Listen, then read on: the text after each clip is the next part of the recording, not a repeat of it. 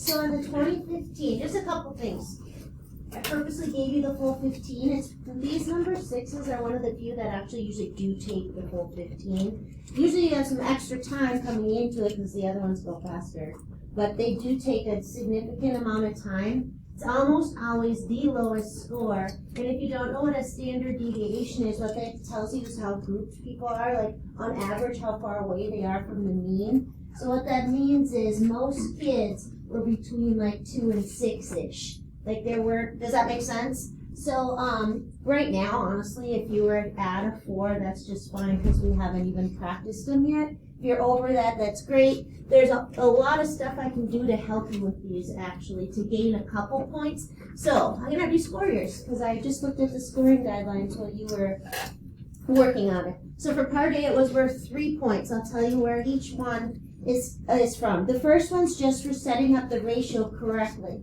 2 of you forgot the X when I was walking around. I told you, and then you went back, but you wouldn't have had that setup point then. So that's super important. So I'm going to do it up here just because. So your ratio limit n approaches infinity, and we do the n plus first term. So you do n plus 1 minus 1. So you'd have negative 3 to the n right there.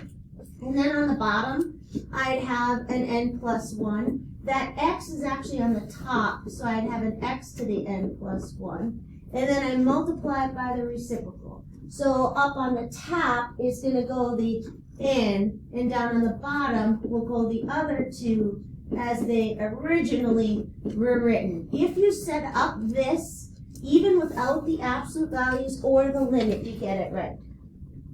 All right? So give yourself a point if you just replace the n minus 1 with an n plus 1 and you did so correctly. The next point is for taking the limit, and you have to do the limit correctly. So it's just a limit done correctly. So I think you're even allowed to have some mistake in the cleanup.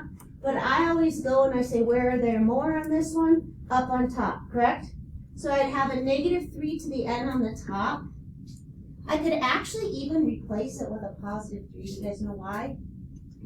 The absolute value bars, yeah, I can think of pulling out a negative 1, and so that's totally legal if you're like, well, the absolute value bars kill the alternator that's embedded in that. That's legal if you want to do that. I think I will just because. I'll have a 3 left on top. These are going to go. My x's, I'll have an x left on top, correct? And then the rest of it is attached to my count, and I need to make sure that's less than 1. So that's going to give you another point. It just says calculates the limit. So you didn't have to have it on here. You have to show them you're taking a limit.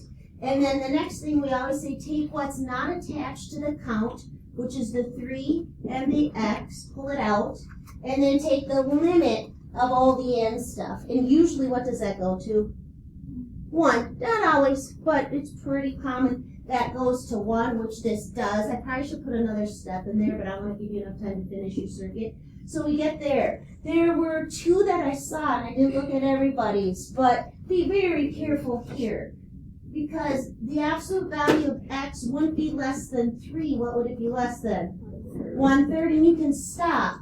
A couple of you kept going, and then you were plugging in, and I pointed. I said, it just says find the R. Who did that? Somebody did. I was walking. Was it you, Tristan, I think? And somebody else on this side of the room. And I said, oh, don't go test the endpoints. All you're finding is R, you're done. What's my radius of convergence? 1/3. So for those of you who set it up, give yourself a point. If you took the limit, give yourself a point.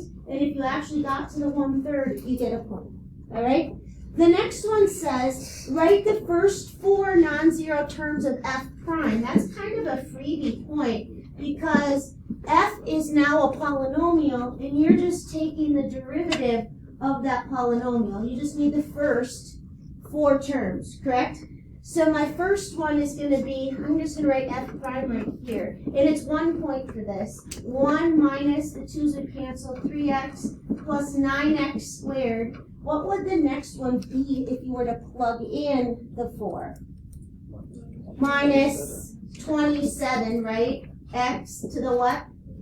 3rd. All right? And then it's, oops.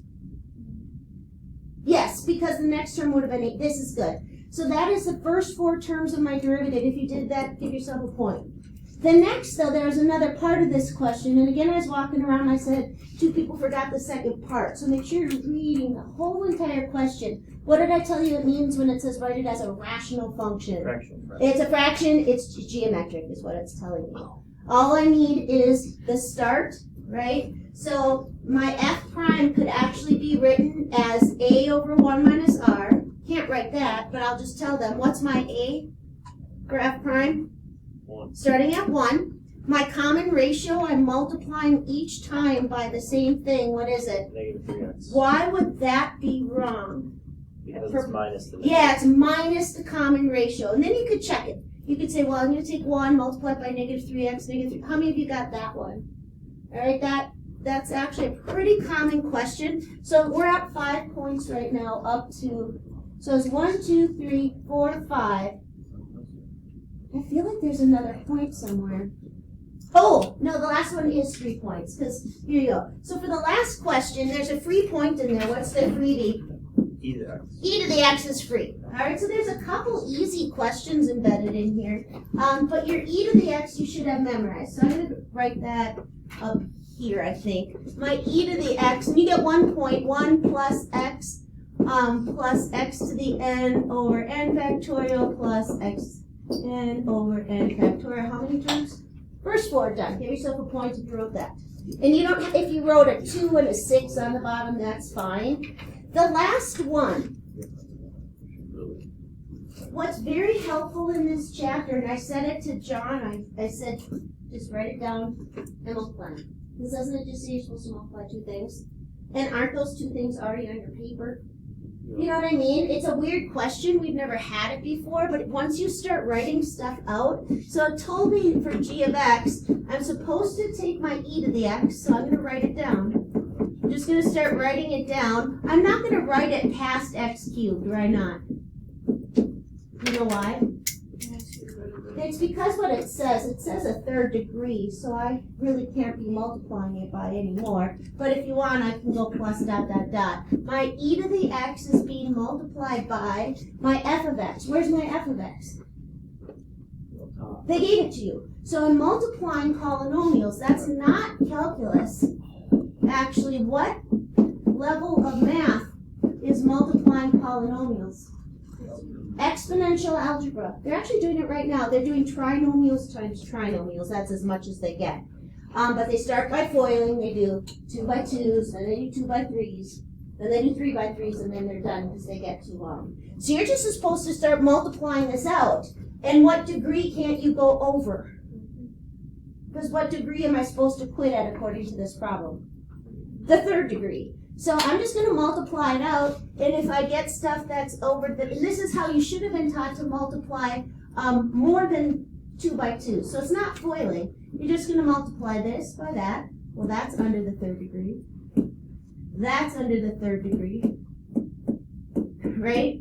And that's under the 3rd degree. If I did one more, I'd be up. So I'm going to quit with the 1. Now what am I going to distribute in? What am I going to multiply in now? X. Yeah, that's kind of how you're taught how to multiply. Each one of these gets dumped into each one of those. X times x is x squared. I can keep that because it says 3rd degree. X times x squared is x cubed. Why am I not going to bother with the next one? Owen was, he said, I'm just going to write them all out. I said, that's fine, just cross them off then when you're done.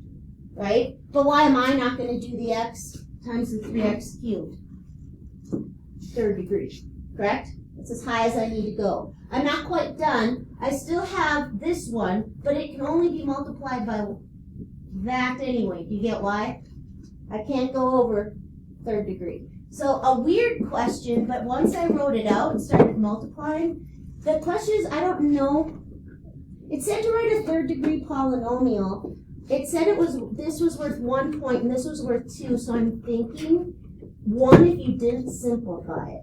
Is probably my guess. And if you do simplify it, you get the other. So if you go combine all your like terms, you have 3 of these, and then you have minus 3 halves of them, correct? And then it looks like I have a plus 3 halves, but I think if you go combine all the like terms maybe, which I'm not gonna do, but that's what you're supposed to do with that one. Is out of 9, national average 3.96. Okay? So that's kind of what I was shooting at with you guys, is around a 4. If you're over that, great.